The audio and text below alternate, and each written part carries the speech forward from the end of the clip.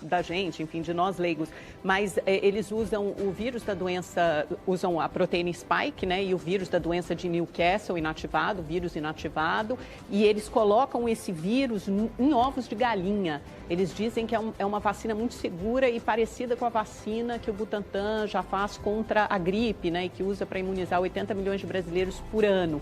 É essa vacina a qual o senhor se refere? Não, pelo que você me explicou, a plataforma, a que eu tinha descrito é uma plataforma bem avançada. Essa que você está falando é uma plataforma que não é muito diferente, por exemplo, das vacinas que estão sendo geradas usando adenovírus como base. Você simplesmente muda o vírus que transporta o imunógeno do SARS-CoV-2. De qualquer maneira, é bom que esteja sendo desenvolvido no Brasil e não é uma plataforma ruim, né? Ela provavelmente vai ter digamos assim, um comportamento parecido com vacinas que usam o adenovírus como scaffold, como estrutura de apresentação de antígenos. Como a da AstraZeneca, por exemplo, né? É isso que eu ia perguntar. Como a da AstraZeneca? Ou da Sputnik V, que a Sputnik V também usa também. Sim, a Sputnik, né? A Sputnik, a AstraZeneca e a Johnson & Johnson, elas estão utilizando um adenovírus símil para carregar, para expressar dentro da célula proteínas do SARS-CoV-2. Agora, doutor Zanotto, muita gente está tomando a Coronavac, por exemplo. Existe algum tipo de problema com interação no futuro? Até porque a gente imagina que vamos continuar tomando vacinas ano a ano. A metodologia é outra, né? O caminho é outro, como a gente estava comparando agora com a AstraZeneca. Então, aí eu tenho que só fazer um comentário para as pessoas. As pessoas estão muito, assim, preocupadas com isso e elas não lembram o que os pediatras falaram para elas na hora que elas foram vacinar as crianças para a poliomielite. Então, só para lembrar, a polio usava, pelo menos, uma estratégia onde você usava vírus inativado, Salk. Então você pegava uma criança e dava Salk nela, né? E depois a Sabin, que é o vírus atenuado. Por quê? Quando você usa Salk, quando você usa o vírus inativado, você gera uma resposta anticorpítica, não é completa, tão boa como a Sabin dá, mas a Sabin tem o problema de causar uma reversão. Então você pode sim misturar duas plataformas vacinais para ter uma resposta imune mais completa. Então isso não é uma improvisação, né, um quebra-galho, uma gambiarra. Muito pelo contrário, faz parte de estratégias vacinais bem concebidas. Então a gente pode usar um vírus inativado porque você sabe que ele vai gerar uma resposta anticorpítica. Depois você pode gerar outras respostas usando plataformas diferentes para completar a resposta. Infelizmente, nós não temos ainda uma vacina de coronavírus atenuado. Substituindo isso, nós estamos usando esses vírus como esses adenovírus ou Cosac, esse daí, que são vírus que têm uma replicação muito fraca em humanos, muito baixa, então eles mimicam, né? Eles copiam o que seria a resposta para uma vacina atenuada. Então eu não vejo problema nenhum em a gente misturar plataformas vacinais, a gente tem um histórico muito grande disso e de sucesso. O problema não é a plataforma vacinal, o problema a gente está percebendo é essa questão da utilização da spike completa, esse é o primeiro problema, e o segundo são todas as mutações de escape que estão acontecendo na spike. Então existem, por exemplo, 3 aminoácidos muito importantes no local onde a proteína liga com o receptor ACE2 que estão sofrendo mutações de escape. Tanto que vacinas na África do Sul, por exemplo, começaram a ter uma eficácia extremamente reduzida, uma vez que o variante que está se propagando na África do Sul tem essas mutações de escape. E o mesmo acontece em variantes que estão circulando no Brasil, como o P1, com o variante B117 na Inglaterra, e eu já falei do B1351 na África do Sul. Então a gente está tendo, e surgiu um novo variante também na França, que ainda não está bem claro o que está acontecendo ali. Então a pressão imunológica não eficiente contra vírus facilita o surgimento de variação de escape e, portanto, diversificação do vírus. Isso pode prejudicar extremamente todas as plataformas vacinais que não têm uma agilidade de rapidamente inovar o que está sendo apresentado. Portanto, é fundamental a gente somar para a defesa das vacinas o tratamento precoce. Isso é óbvio e qualquer pessoa vai entender, mas isso eu sei que faz parte da agenda mais Vamos falar daqui a pouquinho de tratamento precoce, podemos aprofundar mais. Deu aí o gancho para a gente falar de tratamento precoce.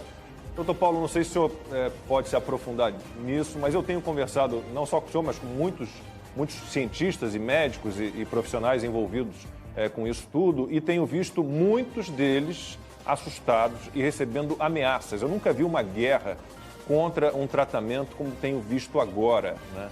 Por que isso, doutor Paulo?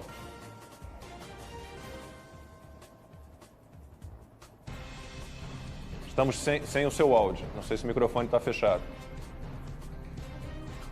Desculpa.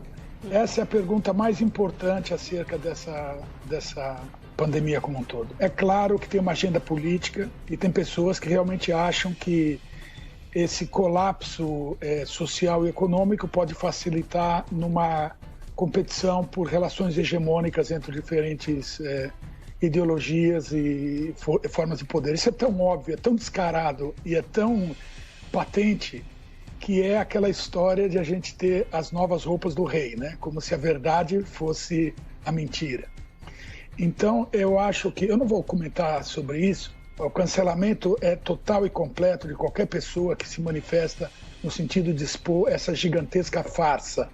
Então, eu não quero discutir isso aqui. Você sabe muito bem o que está acontecendo. É uma total falta de vergonha. O povo brasileiro está cada vez mais consciente do que está acontecendo. Independente de fact-checkers, de pessoas que tentam controlar o entendimento das pessoas, isso não está acontecendo e as pessoas estão entendendo claramente o que está acontecendo. Isso vai ter uma repercussão extremamente séria. A gente sabe de várias ações importantes acontecendo em vários lugares do mundo, envolvendo cortes e tribunais internacionais, e essa história não vai acabar muito bem para várias pessoas. Eu espero que o povo se organize e entenda que ele tem o direito ao tratamento que ele escolher com relação à liberdade do médico de poder receitar. Eu não vou mais comentar sobre isso. Eu só queria falar um negocinho sobre o lockdown, que é uma coisa interessante. Novamente, quando a gente vai criando narrativas improvisadas e que interessam a reposição hegemônica, a gente geralmente desvia completamente da ciência, que é tão usada hoje em dia de maneira completamente, absurdamente incoerente. O coronavírus, o SARS-CoV-2, de onde é que ele vem, pessoal? Ele vem de morcegos. Como é que vivem esses morcegos e como é que eles se espalham entre os morcegos? Em cavernas. Os morcegos voam durante o dia, no final do dia eles se concentram em cavernas e ficam se lambendo e passam vírus de um para o outro. Então esse é um vírus que é desenhado, desculpe, mas existe uma pessoa chamada Charles Darwin que mostrou uma relação muito importante na realidade, que é a evolução. Esse vírus evoluiu, senhores, para ser transmitido em ambientes confinados. Essa é a biologia dele. E isso está sendo desprezado pelas construções e narrativas improvisadas que servem a agendas de reposição hegemônica, mas que não respeitam a ciência, não respeitam o conhecimento que a gente tem da biologia, não respeitam o entendimento de evolução, absurdamente falaciosos. Entendeu? Então, deduzam daí o resto. Num país como o Brasil, que tem 15 milhões de pessoas vivendo em favelas, né, as nossas cavernas, elas, né, abrigam muita gente. São 8, 9, 10 pessoas num cômodo, às vezes.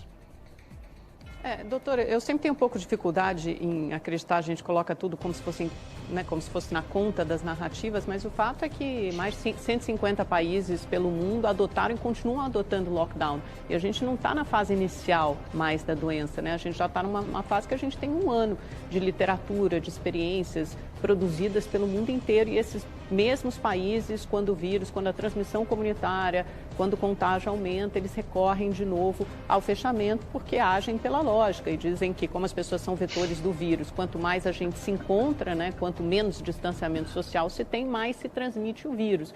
Essa é uma lógica, parece ser uma lógica muito simples por trás do lockdown. E os números mostram que muitos países que adotaram de maneira mais eficaz... É a minha pergunta para o senhor. países que adotaram de forma mais eficaz, como o Reino Unido ou como Portugal, de fato tiveram uma queda relevante nos casos e têm conseguido agora manter em níveis mais baixos. É óbvio que muitas vezes quando esses países reabrem, a contaminação aumenta de novo, que é uma prova de que quando as pessoas se encontram, a contaminação aumenta. Então, o que eu quero saber é isso, é só o mundo inteiro está errado e o Brasil está certo? É difícil, né, chegar a um denominador comum, aparentemente. Primeiro, deixa eu tentar explicar uma coisa. Os dados que você sempre fala, agora que você falou nesse momento, não são esses. Os dados mostram que a probabilidade de você se infectar num ambiente confinado é muito maior do que você estar num ambiente aberto, com troca de ar, e onde você mantém um distanciamento social. Lockdown não tem nada a ver com distanciamento social. Lockdown é um sistema de shutdown, tá? É um sistema de shutdown onde você encerra todas as atividades de maneira horizontal, sem nenhum tipo de critério, onde você verticaliza o distanciamento social em termos de prioridade. Então é um conceito equivocado, primário, estulto, extremamente primitivo. Agora, na verdade, isso era feito, de alguma certa forma, durante as pestes no século XIV, assim por diante. A gente está no século XXI e a gente sabe muito bem que não existe evidência mostrando o que você está falando. Muito pelo contrário, a evidência é quando você confina pessoas, e a evidência, inclusive, começou a sair de Nova York no ano passado. Né? Doutor, existem milhões de estudos, eu falo com estatísticos todos os dias que me apresentam estudos de quando você reduz a mobilidade urbana, você consegue ter efeitos em diminuição do número de internações e de casos. Mas é lógico. Veja, se eu der um tiro no paciente, eu reduzo a doença. Qual é a lógica em você fazer um shutdown, eliminar toda a economia e atividade social, deixar as pessoas agora começarem a se suicidar ou destruir a economia de um país porque você acha que você está sendo lógico? Existe uma coisa, Amanda, que chama custo-benefício e risk assessment, entendeu? A gente já sabe hoje em dia que as pessoas confinadas transmitem o vírus melhor. Então, na verdade, o lockdown gerando confinamento não tem nada a ver com distanciamento social. São conceitos completamente diferentes e não adianta tentar esconder um dentro do outro. Eles não cabem. Eles são conceitualmente duas soluções que têm predicados substantivos completamente diferentes. Então, a estratégia de distanciamento social verticalizado e inteligente, sim, isso reduz a transmissão do vírus. Simplesmente jogar todo mundo para dentro de casa e fechar todas as lojas e fazer tudo, isso não ajuda, isso facilita a transmissão viral. Isso já está bem estabelecido. As pessoas estão confundindo as duas coisas. As pessoas veem redução de contato social como redutor de transmissão. Portanto, isso eles acham que justifica o shutdown, quando na verdade o shutdown não tem nada a ver, é outra coisa. De volta, passo a palavra para a Amanda, ou a Karina Michelin, ou o Dr. Zanotto. Doutor Zanotto, eu tenho uma pergunta muito simples. Por que as principais agências de saúde do mundo, FDA, NIH, CDC, que é o Centro de Controle e Prevenção de Doenças, tanto dos Estados Unidos como Europa, a EMA, que é a Agência de Medicamentos Europeia, quer dizer, todas as mesmas agências que aprovam as vacinas, não aprovam nenhum desses componentes que o senhor citou, ou pelo menos os mais conhecidos, ivermectina, hidroxicloroquina, do tratamento precoce. Pelo contrário, se você entrar no site dessas agências e observar o protocolo para tratamento de Covid, todas elas trazem expressamente escrito que esses medicamentos são considerados ineficazes, que vários estudos já comprovaram que eles são ineficazes. Nem o próprio laboratório que produz a ivermectina, a Merck, considera o medicamento para tratamento da Covid. Seria o maior interessado em que ivermectina fosse usado. Quer dizer, todas essas agências de saúde estão erradas? Olha, você já viu loja de móveis, como é que funciona, Amanda? Você nunca foi numa boa loja de móveis? De móveis? Móveis, né? Mobiliário. Sim. Móveis, mobiliário. Já foi? Então, você já percebeu que, de repente, os caras têm um negócio chamado outlet, onde eles vendem ponta de estoque? Baratinho. E, às vezes, até jogam fora da loja para colocar o que é novo. O senhor acha que é por interesse econômico, é isso? E você acha que é o quê, Amanda? Eu acho que é ciência, eu acho que é saúde, doutor. Acho que todo mundo quer achar um tratamento para essa doença que afeta negativamente todos os países. Todo mundo perde com a Covid, economicamente o mundo perde, né? Eu acho que é do interesse de todo mundo achar um tratamento, uma vacina. Você vai ver a mudança desses posicionamentos correndo de forma muito rápida, no momento que eles começarem a entender o impacto da imunidade subneutralizante na geração de variantes virais, que está totalmente fora do controle. Então, veja, esse é o grande ponto. Eles vão ter que rever. A própria OMS está agora para dar uma posição, inclusive sobre a ivermectina. Existem depoimentos dados no Senado americano por muitos médicos americanos, e você deve ter acompanhado isso, lá que você acompanha as coisas, né? Esse grupo mostrando, sim, é ligado a interesses econômicos, doutor. Mas se esses remédios produzem resultado, por que a gente está no pior momento da pandemia? Eles são amplamente usados no Brasil. Amanda, por favor, não fala isso. Respeita a sua inteligência. Veja, como é que alguém pode ter interesse econômico por algo que não tem valor econômico? Me explica isso, mano. Esse estudo do Senado americano, eu acho que talvez o senhor esteja citando esse estudo também, do Dr. Corey, né? Foram 400 médicos americanos que tomaram ivermectina, médicos que estão ali atuando no atendimento a pacientes com Covid, 400 não tomaram. Dos que tomaram ivermectina, dos 400, nenhum deles teve Covid. Dos 400 que não tomaram, 238 tiveram. Esse estudo está aí, ele foi apresentado no Senado americano. Mas depois disso, ninguém autorizou nem aprovou o uso. Amanda, por favor, esse é um dos estudos, foram estudos idênticos a esse na Argentina, Oriente Médio, em vários lugares. A gente sabe isso, pessoal. Quer dizer, vamos parar com essa bobagem, todo mundo está sabendo o que está acontecendo. Tá? Vamos tirar a máscara e vamos começar a olhar a realidade. A gente vai precisar de drogas que podem ser reposicionadas ou geradas agora para preservar as vacinas.